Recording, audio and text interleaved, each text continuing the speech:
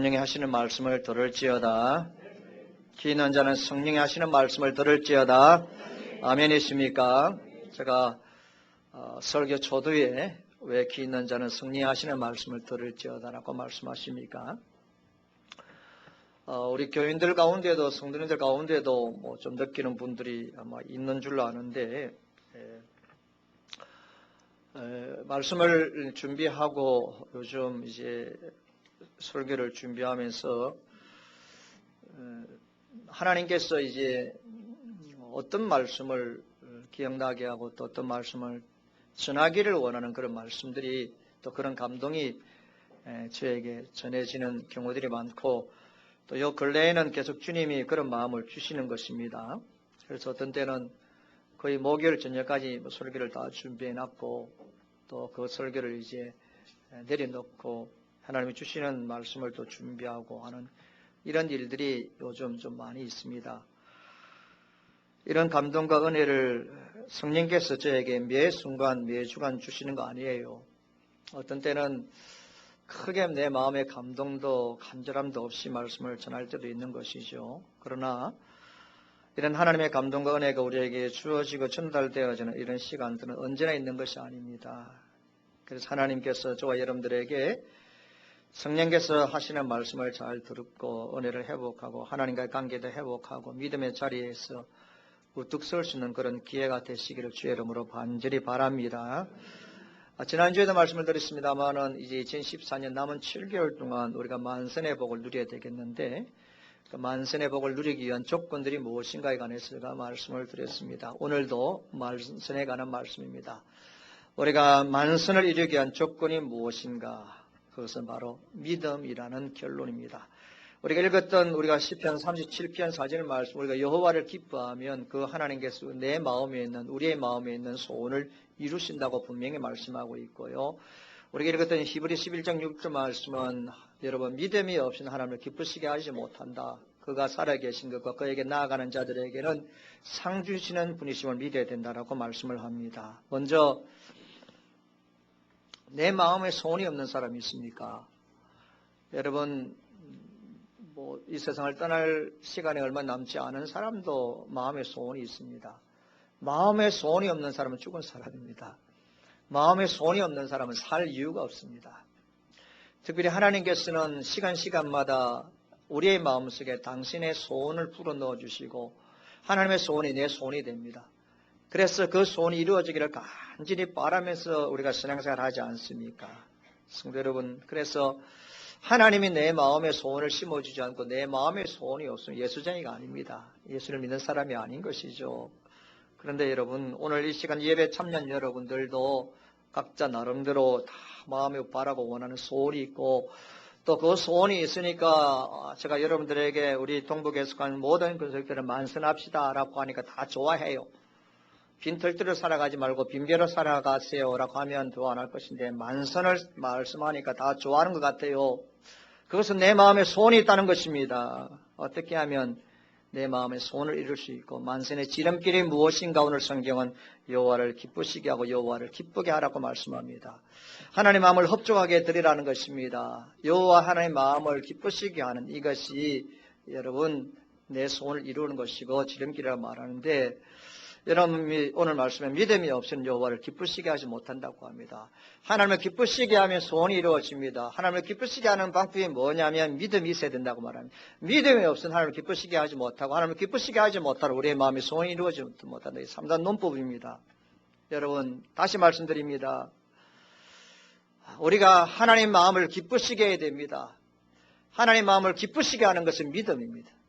그래서 그 믿음으로 우리는 소원을 이룰 수 있고 만선할 수 있다는 겁니다. 자, 그러면 믿음의 조건인 반선의 조건인 이 믿음이 무엇인가에 관한 겁니다. 자, 이 시간 여러분들이 오늘 오후 시간에 셀 모임을 할 때 믿음이 뭐고? 라고 물어보면 믿음이 무엇이고 하면서 들었던 말씀, 내 생활 속에 발견한 것들을 가지고 얼마나 정확하게 믿음에 관해서 정의를 내리고 믿음에 관해서 형제자매들에게 나눌 수 있습니까? 우리가 믿음하면서도 믿음이라고 말하면서도 많은 성도들이 믿음에 대해 잘 몰라요. 믿음이 무엇인지 모릅니다. 믿음에 대한 개념도 없고 믿음에 대한 정의도 없습니다. 자, 믿음이 무엇인가를 오늘 이 시간 제대로 알아서 우리가 만선할 수 있는 그런 기회가 있기를 바랍니다. 따라합시다. 믿음은 순종이다. 할렐루야. 믿음은 순종이에요. 자, 그런데 순종이라고 할 때는 무엇에 관한 순종인가? 두 가지입니다. 첫째는 하나님 말씀에 대한 순종입니다. 하나님 말씀에 대한 순종입니다. 자, 우리가 하나님을 믿는다라고 하는 것은 눈에 보이지 않는 하나님을 어떻게 믿습니까? 보이지 않는 하나님을 어떻게 믿습니까? 안 믿는 사람들이 야, 안 보이는 하나님을 어떻게 믿느냐고 여러분 따지면 할 말이 없잖아요. 하나님 보이지 않는 영이 있습니다. 그러나 하나님을 믿는다고 한다는 것은 정확하게 말하면 그 하나님 입에서 나오는 말씀을 믿는다는 겁니다. 믿습니까, 여러분? 그 말씀을 믿는 것이 믿음입니다. 그 말씀 속에 예수를 믿으면 구원받고 여러분 은혜로 구원받는다고 말씀하고 있으니 그 말씀을 믿으면 내가 구원받는 겁니다. 그래서 하나님을 믿는다는 것은 여러분 하나님 입에서 나오는 말씀을 믿는다는 것입니다. 자, 그러니까 하나님의 말씀을 믿는 것이 하나님 믿는 것이고 하나님 믿음으로 구원받습니다. 자, 그러면 하나님 입에서 나오는 말씀을 받아들이지 않고 순종하지 않으면 그 사람은 구원받지 못합니다. 하나님 말씀을 순종하지 않고 받아들이지 않으면 하나님 믿지 않는 자입니다. 하나님과 상관이 없는 자입니다. 여러분 교회 밖에 있는 자입니다. 말씀에 대한 순종이 없는데 어떻게 믿음 있는 자라 말합니까? 믿음이 없으면 또 하나님께 소원을 이루지 못한다고 말씀합니다. 그래서 만선을 이룰 수 있는 것은 믿음입니다. 여러분 아시죠? 하나님은 기적의 하나님입니다. 하나님은 살아계십니다. 그런데 우리가 성경을 연구해 보면 하나님께서 언제나 기적을 일으키시는데 어떤 상황 가운데 하나님께서 역사하시는데 하나님께서 그 상황 속에 저와 여러분들과 딱 만날 때 역사하시는 것 아니에요. 하나님께서 딱 만날 때 하나님께서 우리에게 역사를 하시는 것이 아니고 하나님은 그 전부터 내가 주님의 앞에 찾아가서 이 문제를 가지고 상의하고 이 문제를 해결하기 위해서 이 소원이 이루어지기 위해서 기도하기 전에 하나님이 하시는 일이 먼저 하나 있습니다. 기적을 일으키신 하나님께서 먼저 하시는 것이 있는데 그게 뭐냐면 내 마음속에 하나님께서는 기적의 씨앗을 계속 뿌리고 있습니다. 기적의 씨앗을 뿌리고 있습니다. 심고 있습니다. 내가 지금까지 예수 그리스도를 20년 믿었다면 20년 동안 하나님은 기적의 씨앗을 내 마음에 뿌리고 있었습니다. 그 기적의 씨앗이 뭡니까? 하나님의 말씀이니까. 하나님께서 말씀의 씨앗, 그것이 바로 기적이니까 말씀의 씨앗, 기적의 씨앗을 내 마음속에 계속 뿌리고 있었습니다. 내 마음에 뿌리고 있었습니다. 그 뿌리고 있음에도 불구하고 그 뿌려진 하나님의 기적의 말씀 씨앗이 내 마음에 심겨지지 아니하니까 30배, 60배, 100배 결실도 없고 기적을 경험하지 못한 것입니다. 말씀의 씨앗을 내 마음에 예수님께서 뿌려왔는데 그 말씀이 내 마음속에 제대로 심어지지 않고 뿌리내지 못함으로 인해 열매를 맺지 못한 기적을 경험하지 못한 것입니다. 성경에 나타나는 모든 역사는 성경에 나타나는 모든 기적은 그 당사자를 만나는 순간 일어난 것이 아니에요. 그 당사자들이 예수님에 대해서 이야기를 듣고 또 예수님을 만나기 위해서 가려고 하는 그 순간부터 그의 마음은 이미 준비가 되어 있습니다. 소문을만 들었는데 예수가 어떤 분이고 어떤 이적을 행하시고 여러분 기생 나와보세요. 그냥 소문만 들었는데 그 소문만 들은 것이 그의 마음속에 말씀의 씨앗으로 뿌려졌어요. 근데 그 뿌려진 준비되어진 마음을 가지고 예수님 앞에 딱 서는데 예수님께서 그 속에 있는 중심을 보시고 뿌려진 씨앗을 보시고 말씀하시면 그래서 하나님께서 말씀하시고 그 마음속에 뿌려진 씨앗 그것을 보시고 거기 쓱박하게 일어나는 그게 기적입니다. 그게 역사입니다. 말씀에 순종함이 없는데 어찌 마음의 소원을 이룰 수 있습니까? 마음에 여러분 기적의 씨앗이 심어지지 않는데 어떻게 이런 만성과 기적을 원하시겠습니까? 내 마음속에 뿌려진 말씀의 씨앗을 붙들고 기도해야죠. 막무가내로 막 기도하는 그러니까 기도 응답이 없는 겁니다. 어떻게 하면 우리가 이 말씀에 대해 순종할 수 있을까? 내 마음속에 뿌려지는 기적의 씨앗을 그냥 그대로 수용할 수 있을까? 그것은 다른 것도 없습니다. 따라서 내 마음을 옥토로 만들자. 할렐루야. 옥토라는 것은 말씀에 대한 수용성입니다. 아무리 기적의 씨앗을 말씀의 씨앗을 뿌리더라도 내 마음이 옥토가 되지 않습니다. 뿌리 내리지 않습니다. 내 마음이 완악합니다. 기대감이 없으면 딱딱이 온갖 잡초와 가시 돌로 채워져 있습니다. 어떻게 뿌리를 내리겠습니까? 그러니까 역사가 없는 겁니다. 내가 날마다 대하는 말씀 앞에 우리가 겸손히 말씀을 받아들일 수 있는 이 자세가 기적을 가져오는 줄 믿습니다. 나의 삶의 영적인 변화가 왜 없습니까? 왜 하나님이 내 소원을 만족시키죠? 그래서 교인들 가운데는 나의 하나님 내 소원을 만족시키는 분이라고 막 찬양합니다. 그런데 왜 나에게는 내 소원을 만족시키는 역사가 없습니까? 왜 30배, 60배, 100배의 결실을 얻습니까? 말씀에 대한 순종, 또 말씀이 뿌려질 때 받아들일 수 있는 마음의 자세, 이것이 안 돼 있어서 그렇습니다. 저는 믿습니다. 여러분들이 오랜 시간 걸리지 마시고요. 말씀을 읽고 들을 때마다, 말씀을 대할 때마다 내가 정말 어린아이 같은 심정으로 내 마음이 옥토가 되어져서 겸손하게 그 말씀을 아멘하고 받아들이는 세월을 여러분 길지도 않습니다. 6, 7개월만 해보세요. 하나님이 찾아와 역사하지 않을까요? 그건 하나님 거짓말이죠. 말씀으로 찾아오신 하나님께서 왜 역사하지 않겠습니까? 두 번째는 믿음은 순종인데 말씀하시는 하나님, 그래서 그 말씀을 듣고 순종하고 말씀을 받아들이는 것이 여러분 순종입니다. 그리고 두 번째는 내가 처해져 있는 형편과 상황에 대해서 믿음을 가져야 됩니다. 믿음이란 순종이라는 것이 이제 또 하나의 의미는 주어진 상황에 대한 순종을 말합니다. 하나님은 창조주이십니다. 그분은 멀리 계시지 않습니다. 내 삶 속에 찾아와 나와 함께 역사하시는 겁니다. 여러분, 이거는 다 아는 것이지만은 새롭게 제가 발견되어진 것인데 이 하나님과 관계 속에 삼박자입니다. 삼박자. 우리가 신앙생활에서 하나님 관계 속에 삼박자가 있는 것 같아요. 첫째는 뭐냐면 하나님 말씀하시는 분이십니다. 아멘. 하나님 말씀하시는 분입니다. 그런데 그 하나님은 또 들으시는 하나님입니다. 아십니까 여러분? 하나님은 말씀하시고 하나님은 들으시는 하나님입니다. 그런데 말씀하시고 들으시는 그 하나님이 말씀만 하고 들으시고만 있는 것이 아니라 말씀하시고 들으시는 하나님께서 실제적으로 내 생활 속에 들어오셔서 내 생활 속에 들어오셔서 내 생활 속에 들어왔어서 머무시면서도 말씀하시고 들으시는 분인 줄 믿습니다. 할렐루야.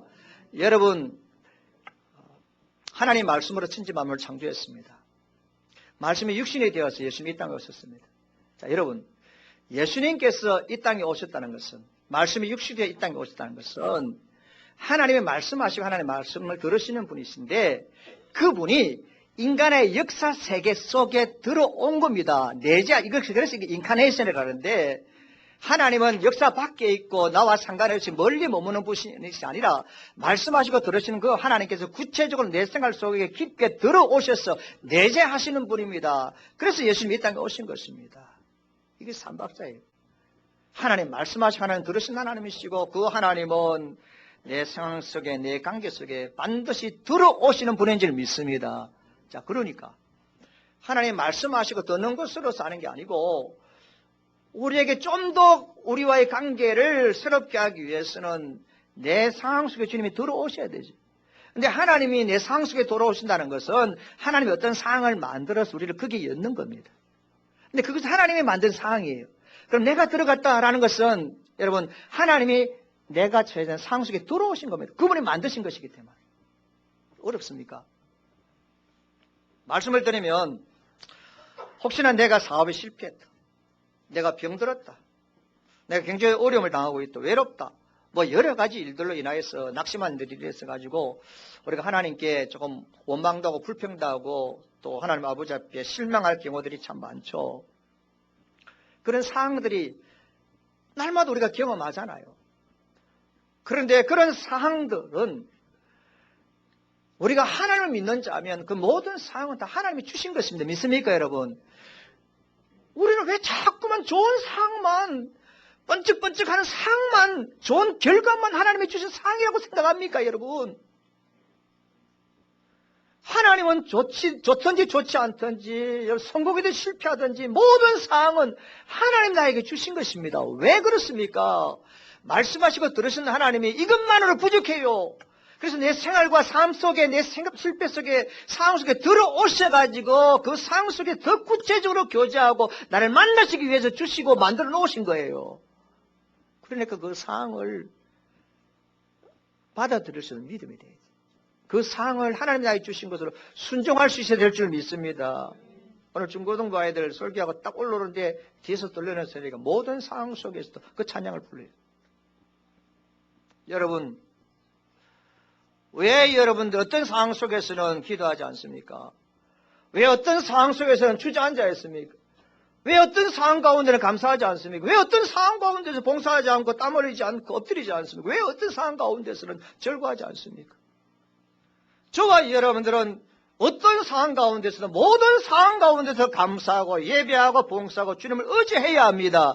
이것이 바로 믿음입니다. 여러분, 믿음이란 게 뭐예요? 열심히 기도하고 봉사하는 것도 믿음이 하나의 형태입니다만은 믿음이라는 것, 진정한 믿음이라는 것은 이런 하나님과 관계 속에 말씀과 상황 관계 속에서 그 상황을 받아들이는 겁니다. 수용하는 것입니다. 그 상황 속에서 하나님의 뜻을 발견하는 이것이 가장 위대한 믿음인 줄 믿습니다. 이게 믿음입니다. 자, 여러분, 하나님 만들어내고 하나님 허락하신 상황이에요. 그런데 그 상황을 내가 믿음으로 받아들여 그 속에 하나님의 뜻을 발견할 때 하나님 얼마나 기쁘겠습니까? 그럼 하나님 역사할 수밖에 없습니다. 하나님이 만들고 하나님이 주신 상황인데 그 상황 속에 내가 안 들어가려고 하고 불평하고 원망하고 주저앉아 있고 엎어져 있고 퍼져 있고 하나님이 그걸 볼 때 야 이놈아 내가 이 상황을 통하여 내가 너를 건지시고 내가 높이려고 하는데 너는 왜 내 마음을 모르니 얼마나 답답해 하나님. 그럼 하나님이 기다리시는 시간이 많아. 하나님이 기다리는 시간이 많으면 나는 더 지쳐. 믿음이라는 것은 여러분 어떤 상황이 주어지더라도 그 상황 속에서 하나님의 뜻을 발견한 겁니다. 전능하신 하나님을 믿는다 하면서도 많은 그리스도인들은 자신의 기대와 다른 상황이 주어지면 무조건 그 상황을 피하려고 해요. 그것은 그 상황을 주신 하나님을 믿지 않는 겁니다. 내 눈앞 닥치고 내 삶 앞에 펼쳐진 어떤 형편이든지 간에 하나님이 피하라고 주신 것이 아닙니다. 어떤 상황 좋든지 안 좋든지 내가 피하라. 그래 준 거 아닙니다. 믿음으로 말씀을 가지고 뚫고 나아가라고 주신 것입니다. 그래서 하나님의 뜻을 발견하고 그 뜻을 이루어가라고 주신 줄 믿습니다. 믿음은 다르게 생각하지 마세요. 기도, 믿음, 금식 얼마 하고 그거 아니에요. 믿음이라는 것은 하나님 말씀에 대해서 순종하고 하나님 만드신 상황에 대해서 순종하는 것이 믿음인 줄 믿습니다. 자, 그러면 매사에 하나님 말씀에 순종하고 주어진 상황 속에서 순종을 하려고 하면 필요한 것이 하나 있습니다. 좋은 상황은 괜찮아요. 근데 안 좋은 상황이라 안 좋은 상황 가운데서 그 상황을 받아들이고 성화시키려고 할 때 필요한 것이 뭡니까? 용기입니다. 결단입니다. 그래서 믿음은 용기입니다. 여러분 천사인 마리아에게 천사가 마리아에게 나타나가지고 새벽에 말씀드렸습니다. 너가 아이를 낳을 것이라 라고 했어요. 그러면서 하나 마리아 천사가 너가 낳는 아이는 하나님의 아들이라. 하나님의 아들을 했어요. 그런데 이제 우리는 지금 신앙을 가지고 있으니까 하나님의 아들이라면 참 좋겠는데 이 마리아 입장에서 볼 때는 여러분 하나님의 아들을 낳으면 뭐합니까? 그 당시에 결혼하지 않는 처녀가 아이를 낳으면 율법에 돌에 맞아 죽는데요. 돌에 맞아 처형해 죽어야 돼요. 자기가 만약에 아이를 낳으면 아이를 가시면 율법에 의해서 이는 다 죽어야 돼. 예외가 없습니다. 죽어야 됩니다. 자, 그러니까 이 마리아가 기가 찬 거예요. 너가 아이를 낳는다. 그러니까 마리아가 딱 반문하기를 내가 남자를 알지 못하는데요. 내가 남자를 알지 못하는데 내가 어찌 아이를 낳을 수가 있습니까? 라고 따진 거죠. 그때의 천사가 하는 말이 따라합시다. 대저 하나님 말씀에는 넘지 못함이 없느니라. 할렐루야. 하나님 말씀에는 넘지 못함이 없다. 이 천사가 이건 하나님 말씀이라는 거죠. 자, 그 하나님 말씀을 받아들이려고 하니까 말씀에 대해 순종하려고 하니까 그 상황이 뭐예요? 자기가 돌에 맞아 죽어야 될 상황이에요. 돌에 맞아 죽어야 될 상황인데 그 상황을 어떻게 말씀에 대한 확신을 가지고 그때 필요한 것이 결단이고 용기인 것입니다. 마리아는 그 말을 듣고 주의 말씀이 나에게 이루어지이다. 하나님의 말씀이라고 했을 때, 하나님의 말씀 능치 못함이 없다고 했을 때 마리아는 주의 말씀이, 당신이 하나님께서 나에게 전한 그 말씀들은 나에게 이루어지길 내가 믿는다라고 고백했습니다. 그래서 순종했습니다. 이것이 용기입니다. 우리가 보통 용기라 하면 뭐 배짱이라고 생각하고 막 한번 팍 찔러보고 에이 모르겠다고 막 나가는, 이것을 용기라는데, 용기는 배짱이 아니에요. 무대표로 밀고 가는 게 용기가 아닙니다. 용기는 하나님 말씀이 이루어질 줄 믿되, 잘 들으세요. 하나님 말씀이 이루어질 줄 믿되 그 말씀이 나에게 불리하게 작용하더라도, 그 말씀이 나에게 손해를 가져오더라도 순종하는 그 자체가 용기인 줄 믿습니다. 할렐루야. 그것이 용기예요. 저 사람 용기 있다 할 때 뭐 힘 좀 꽤나 쓰고 겁 없는, 그게 용기가 아닙니다.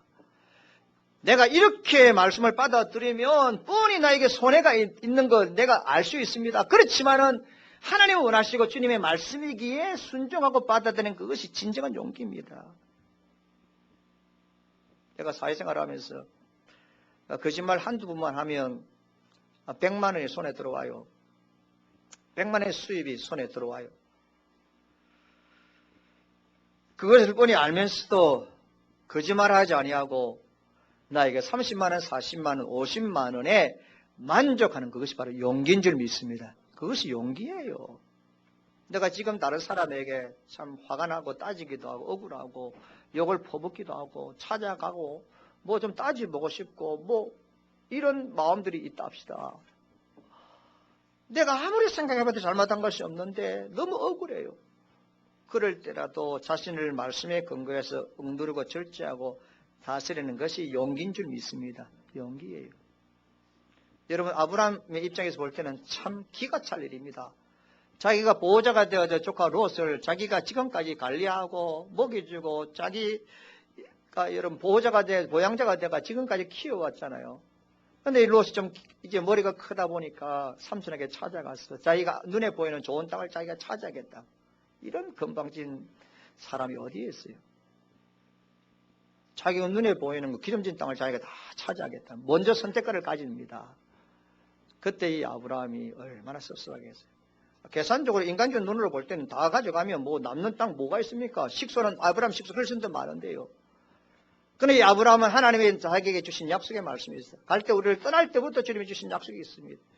그 약속에 대해 순종합니다. 그리고 지금 조카와 자기와의 또 자기 밑에 있는 그 식소들과 사이에 다툼이 있습니다. 그래서 여러 가지로 싸움이 있어요. 그 상황입니다. 그 상황 속에서 이 아브라함은 이것도 하나님이 주신 것이구나 라고 생각하는데, 이 롯이 욕심대로 기름진 땅을 차지하겠다고 할 때 아브라함은 너가 먼저 하라. 선택권을 줘. 여러분, 그게 용기 없으면 될 일입니까? 저는 믿음이 용기라는 측면에서 보면 정말로 믿음은 거룩한 부담이에요. 믿음은 부담이에요. 우리가 믿는다 하면서도 부담을 안 지으려고 하죠. 여러분, 정말로 믿음은 용기고요. 정말로 믿음은 거룩한 부담입니다. 부담. 하나님의 사랑을 알면요, 하나님께 가까이 가면 하나님에 대한 거룩한 부담이 더 생깁니다. 믿음이 깊어질수록 예전에는 문제가 되지 않을 것에 대한 부담이 있습니다. 신앙적으로 하나님과 관계에서도 마찬가지고요. 지금까지는 자신의 욕망을 위해 살아왔던 내 삶에 대한 부담이 생깁니다. 주님의 나라와 교회를 위해서 이 시간 헌신해야 되겠다는 생각, 이 부담이 나한테 생깁니다. 부담이 생겼다는 것은 그만큼 성숙해져 가고 있다는 증거입니다. 믿음은 여러분 용기인데 그 용기대로 나아가면 내 마음에 부담이 있어요. 내 부담이 있습니다. 시간도 정해져 있죠. 뭐 뾰정한 건 없어요. 여러분, 그렇다고 해서 내 수입이 막 매달 이렇게 막 증가하는 것도 아니고, 장사가 잘 되는 것도 아니고, 내 직장의 위치가 확 올라가는 것도 아니고, 그런 상황 가운데도 시간을 바치고 물질을 바치고 여러 가지를 바칠 때 보면 그것이 나한테 부담이다 말이에요. 부담. 그러나 그 부담이 용기 있는 자들 많이 가질 수 있는 부담이고요. 그 용기와 부담이 바로 거룩한 부담이 믿음인 줄 믿습니다. 그 믿음입니다. 자, 그러면 이런 부담감을 가지고 말씀을 붙들고 상황을 순응하고, 그리고 이제 참 용기를 내어서 그러한 부담을 가지고 나갑니다. 근데 나는 천사가 아니에요. 나는 바울도 아니에요. 나는 성자도 아니에요. 나는 엘리야처럼 똑같은 인간의 성질을 가진 사람이에요.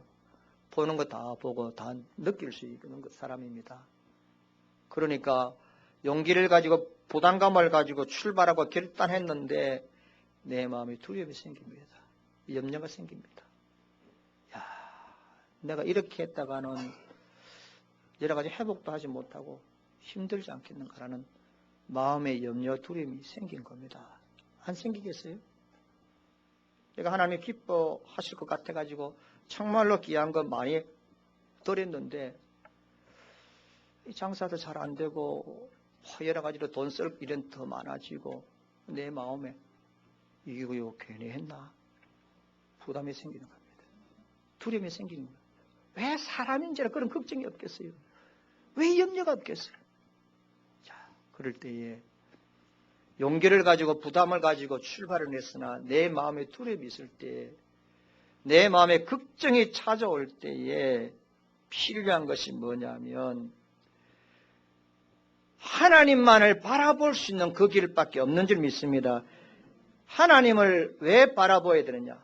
그래서 믿음은 하나님에 대한 집중이고 믿음은 시선이에요.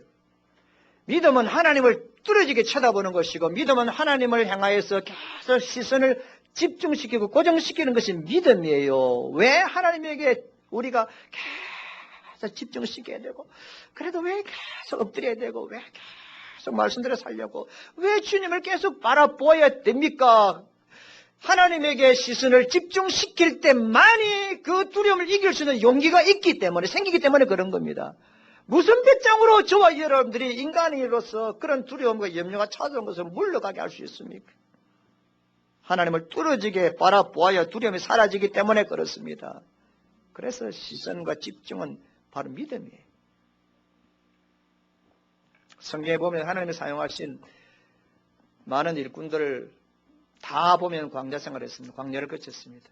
모세도 광야에 40년 동안, 다윗은 돌아다니는 광야 생활, 숨어 다니는 광야 생활 10년 이상, 심지어 예수님도 광야에서 40일 동안 했습니다. 광야의 특징이 뭡니까? 아무것도 없습니다. 먹을 것도 풀도 없습니다. 왜 그런 상황 속을 몰아갑니까? 미워서 우리가요? 아니에요. 하나님께서 하나님을 향하여서만이 눈을 들라라고, 하나님만 의지할 수밖에 없도록 하나님을 향하여 눈을 들므로 살아남을 수 있기 때문에 그렇습니다. 그래서 하나님은 저와 여러분들의 시선을 하나님에게 집중시킬 목적으로 우리를 광야로 몰아갈 때가 있습니다. 오늘 저와 여러분들 주변 사방에 콱콱 막혀 있습니까? 돈줄이 막혀 있습니까? 건강의 줄이 막혀 있습니까? 인맥의 줄이 막혀 있습니까? 인간관계의 줄이 막혀 있습니까? 이래 봐도 저래 봐도, 이리 가도 저래 가도 삼각지입니까? 이리 생각해도 저리 생각해도 길이 안 보입니다. 답답합니다. 사방이 완전히 막혀 있습니까? 정말로 돈줄과 사람관계, 건강 모든 것이 다 막혀 있습니까? 막혀 있다고 말하는 분들도 있습니다. 그러나 한 곳은 열려 있습니다. 주님 바라볼 수 있는 곳은 열려 있습니다. 주님 바라보는 곳이 열려 있습니다. 다니엘의 사자 굴속에 던져졌어요. 사자 굴속에 큼큼한 사자 굴속에 던져졌습니다. 근데 다니엘은 사자 굴속에 던져지기 전부터 항상 그는 주님을 바라보았습니다. 그의 시선은 주님을, 예루살렘 성전을 향하여서 하루에 3번씩 기도하는, 그것은 예수 그리스도 하나님에게 대한 시선 집중입니다. 그런 시선 집중의 삶을 살았던 다니엘이 사자 굴속에 들어가서 죽음 앞에서 사자의 밥이 되는 순간에도 여러분 어쨌겠습니까? 하나님에게 시선을 집중시켰을 겁니다. 하나님에게 시선을 집중시켰을 것입니다. 근데 하나님께서는 사자의 입을 봉했습니다. 할렐루야. 여러분 사자의 입을 봉했습니다. 사자의 입이 이 다니엘을 삼키려고 합니다. 여러분 돈줄이 나를 삼키려고 합니다. 건강이 나를 삼키려고 합니다. 여러 가지 인간관계가 입을 벌려서 나를 삼키려고 합니다. 나를 삼키려고 내 앞에 여러분 찾아와 있습니다. 그 순간에도 우리는 그 상황을 볼 것이라 눈을 더 하나님을 보아야죠. 하나님 바라보아야 되죠. 그 길밖에 없잖아요. 그게 믿음입니다. 왜 그렇게 끝까지 안 합니까? 끝까지 해야죠. 사자굴 속에 던져졌던 다니엘은 사자굴 속에 던져질 때마다 사자굴 속에서 나오고 난 다음에 만선했습니다. 더 만선했습니다. 눈을 들어 산을 보아라. 나의 도움이 어디서 올까? 천지를 지으신 나를 만드신 여호와께로다. 할렐루야. 우리 같이 저를 따라 찬양하죠. 눈을 들어 산을 나의 도움 어디서 올까? 천지 지으신 나를 만드신 여호와께로다. 주만 바라볼지어다. 아멘. 주님이 나를 보고 계시는데요. 그래서 나를 향한 문은 다 열려 있습니다. 믿음이라는 것은 하나님에 대해서 시선을 집중하는 것입니다. 우리가 이제 새벽에 기도하고 저녁에 기도하고 집에서 기도하고 하는 거는 기도를 통해서 우리가 소원을 아뢰고 그런 게 아니고요. 그거는 두 번째, 세 번째고요. 기도라는 것은 다른 게 아닙니다. 하나님과 나의 관계에서 내가 하나님에게 집중하는 겁니다. 우리가 새벽에 와서 우리 교인들 가운데도 보면 새벽에 와서 피곤한데 어떤 때는 기도가 되죠. 어떤 때는 기도가 안 되는 분들이 있어요. 근데 저는 새벽에 와가지고 이렇게 어떤 사람은 코를 고는 분도 있어요. 얼마나 피곤했습니까? 그러나 그 새벽에 찾아왔다는 것은 내 마음과 내 시선이 주님에게 집중시켜야 되겠다는 그 마음 때문에 온 거 아니겠어요? 그 자체가 복인 거예요. 복인 거예요. 어떤 분들은 새벽기도 나와가지고 기도도 안 하고 잠깐 점만 찍고 가고 이렇게 아주 비판적인 이야기하는 분들이 있는데 그렇게 볼 것이 아니고요. 그래도 새벽에 찾아왔다는 것은 내 생각과 마음을 하루를 시작하기 전 주님에게 시선을 집중시키겠다는 뜻입니다. 주님이 얼마나 마음이 기쁘겠어요. 30분, 40분, 1시간 기도하다 안 해도 그래 하면 좋겠지만 그래서 나와서 주님을 바라본다는 것 자체가 너가 나의 얼굴을 구하거라. 너가 나의 얼굴을 구하거라. 하나님이 보실 때에 당신의 백성들이 하나님 얼굴을 구한단 말이에요. 하나님께서 당신의 얼굴의 빛을 우리에게 왜 비춰주지 않겠습니까? 그래서 믿음이란 것은 오직 그분에게 집중시키는 겁니다. 믿음이란 것은 또 다른 것이 아니고요. 내 시선이 하나님께 고정하면 하나님만 보입니다. 자, 내가 시선을 하나님께만 고정하면 하나님만 보입니다. 그런데 하나님만 보이는 것이 아니고 내가 하나님에게 집중시키고 하나님에게 생각을 다 모으니까 하나님 얼마나 좋으신 분이신지 정말 위대하신 분이신지 그 하나님이 너무너무 좋으신 분에 대해서 내가 알게 되어지는데 하나님이 어떤 분에 대해서 알게 되어지는 것을 끝나지 아니하고 그 하나님을 통해서 내 자신을 알게 된다 그 말이에요. 내가 알게 되더라 그 말이죠. 하나님에게 집중시키니까 내가 지금까지 믿음이 있다 하면서도 하나님이 당신의 뜻을 따라 당신의 때를 따라 이렇게 알아서 해 주실 것인데 내가 마음이 급해가지고 하나님을 내가 손에 쥐려고 하고 하나님을 내 마음대로 다루려고 하고 하나님을 윽박뜨리려고 하고 내가 하나님 편이 되어야 되는데 하나님 내 편이 돼야 되는데 그래서 주여도 안 되니까 주여까지 합니다. 하나님을 내 편으로 만들어 끌어들이기 위해서 그게 믿음인 줄 알았는데 하나님에게 집중시 하나님을 알게 되어지니까 그게 아니라는 거지. 말씀을 통하여 상황을 통하여서 하나님이 원하시는 것은 하나님이 나를 다루시는 겁니다. 하나님이 나를 만지시는 겁니다. 하나님이 내 편에 끌어들이는 게 아니라 내가 하나님 편에 들어가는 겁니다. 그래서 하나님께 시선을 집중하니까 참 내가 마음대로 내 욕심대로 그렇게 했다는 것을 알게 되었습니다.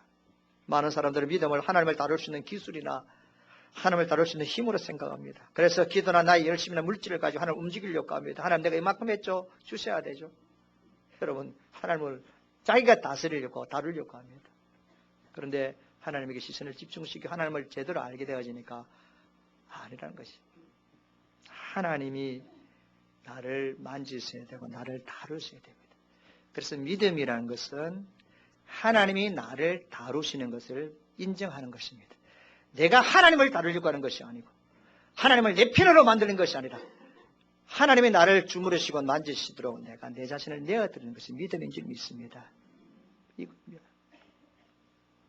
성도 여러분, 그러므로 정말로 믿음 있는 신자는 하나님이 다룰 수 있도록 자신을 내어드리는 것이죠. 하나님 만질 수 있도록 간섭하도록 조용히 기다립니다. 우리가 아까 불렀던 찬양처럼 조금만 살아오니까 처음에 내가 할 수 있는 게 엄청 많은 것 같아. 내가 할 수 없는 게 더 많아요.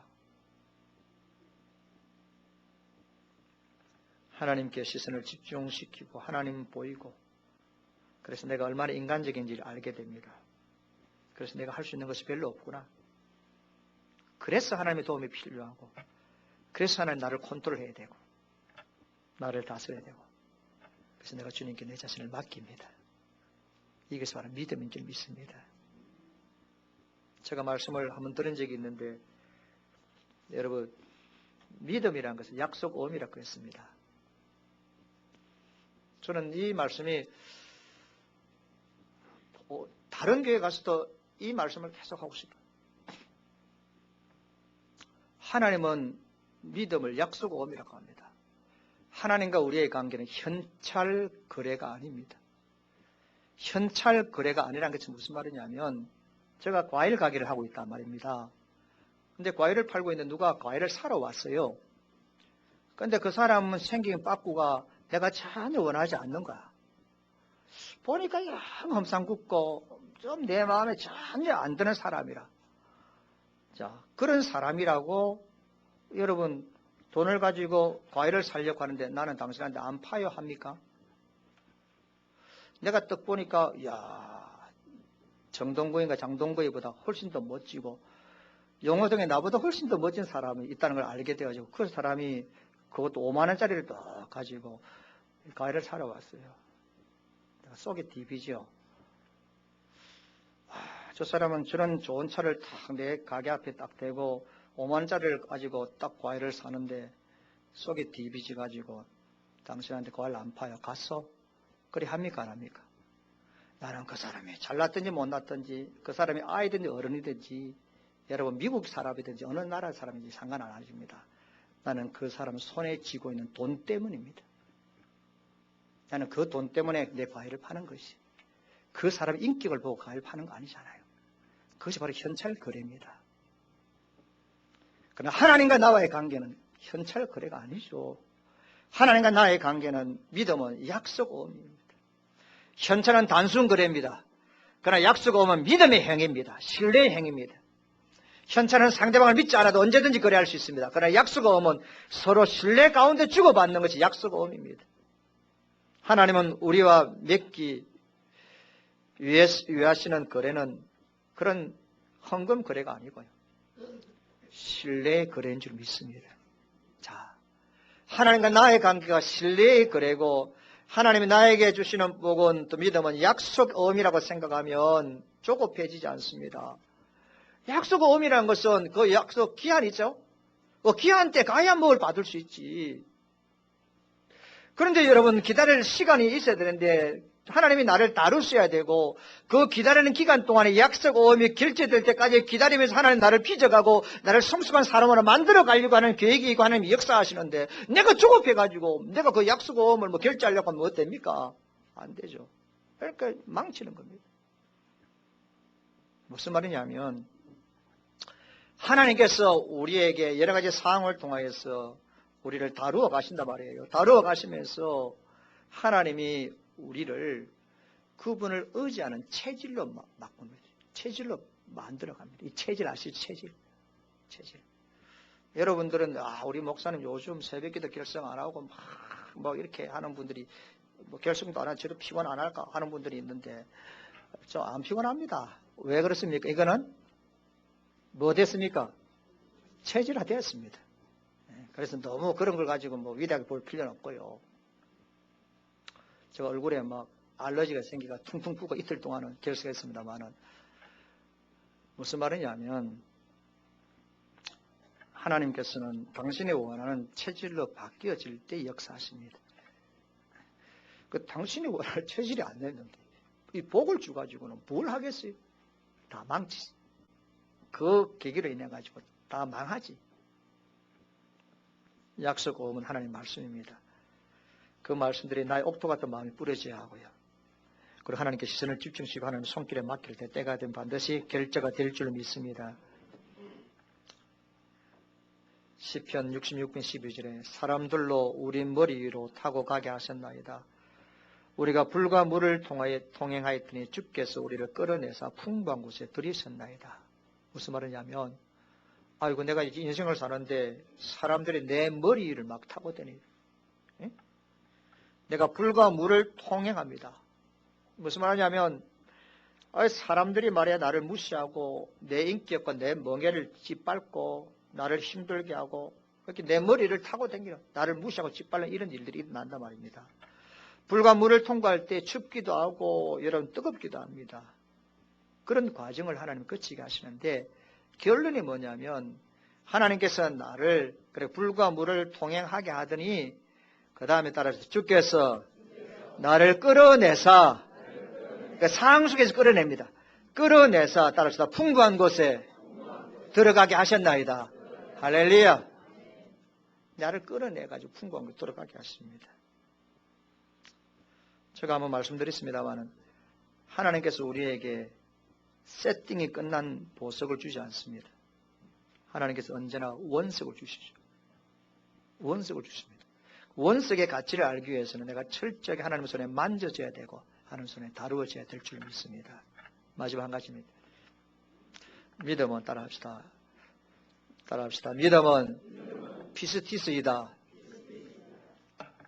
잠 깨기 위해서 고상한 말 한번 했습니다. 믿음은 신실함입니다. 먹고 가는 분이 있습니다. 먹고 가는 분이 피스티스인데 신실함입니다. 자, 하나님께서 내 믿음대로 될지라고 할 때 그 믿음은 바로 피스토스입니다. 그러니까 내 믿음대로 될지라는 말씀은 피스토스라는 신실함입니다. 너가 하나님과 사람 앞에서 신실하니 너의 믿음대로 될지라고 말씀합니다. 할렐루야. 너무 중요한 부분. 하나님과 사람 앞에서 신실합니다. 신실하신 하나님 찬양할 것인데 왜 하나님은 신실하신 분입니까? 그분은 변하지 않는 분이기 때문에 그분은 약속을 지키시는 분이기 때문에 신실하십니다. 주께서 심지가 견고한 자를 평강에서 평강으로 지키리니 이는 그가 주를 의뢰함이로다. 하나님과의 신실한 관계를 지키고 초질간직의 믿음을 가지고 가면 흔들리지 않습니다. 그래서 하나님께서는 그런 신실한 자들에게 만선의 복을 허락하여 주실 줄 믿습니다. 여러분 하나님 앞에서 신실하시고요. 사람과의 관계에서도 신실하시고요. 나에게 주어진 직분과 직책에 대해서도 신실하시고요. 특별히 우리가 세일하면서 교인들끼리 관계 속에서 신실하세요. 남을 무시하지도 마시고요. 나로 인하여 다른 사람이 손해배서도 안 되고요. 나로 인하여 다른 사람이 힘이 빠져도 안 되고요. 그건 신실한 것이 아닙니다. 사람과 하나님 앞에서 신실해야 됩니다. 그럴 때만이 하나님께서 기적을 이루어 줄 줄 믿습니다. 성도 여러분, 제가 가지고 있는 이 시계가 있는데요. 여러분 저거 번쩍번쩍 하잖아요. 다 번쩍인다고 해서 다 금은 아닙니다. 그러나 금은 아니지만 금에 가까운 거 아니겠어요. 제가 이제 여름에 이걸 차고 이제 친구들 모임에 갔는데 친구들이 한 목사 이 가짜 시계 찾네 해요. 가짜 시계. 꼭 그 친구들 가운데는 빼딱한 아이들이 있어요. 그 맞아 죽어도 쌀 아이들이 있는데 이 가짜 시계 찾네. 말만 하면 돼. 이 돌아 한 보자. 보여준다. 보면서 시계제 아들도 알면서 이 가짜네? 안에 보니까 녹이 좀 쓰렸네 하면서 야 목사가 되게 가짜 차고 다니라 이래 샀는다고. 속이 디비집니까 안 디비집니까? 그런데 야 인마 가짜라도 니한테 이거 안 준다. 당당하게 말합니다. 무슨 말이냐면 나는 진짜를 가지고 있기 때문에 그 친구가 뭐라 말하도 상처 안 받습니다. 아시겠어요? 내가 가짜를 하나 구했는데 중국 가가지고 있잖아요. 많이 오메가 시계 가짜 가져왔는데 친구가 야씨 가짜만 보니까 진짜 가짜라고 하면 쪽팔리잖아요. 내가 진짜를 가지고 있는데 누가 아무리 가짜라고 가지고 쫑구를 줘도 나는 마음에 상처 안 받습니다. 그래서 여러분 진짜를 소유한 자는 낙심하지 않고 진짜를 소유한 자는 시험 들지 않습니다. 진짜를 소유한 자는 상처 안 받습니다. 저와 여러분에게는 진짜가 있습니다. 우리에게는 보배가 있습니다.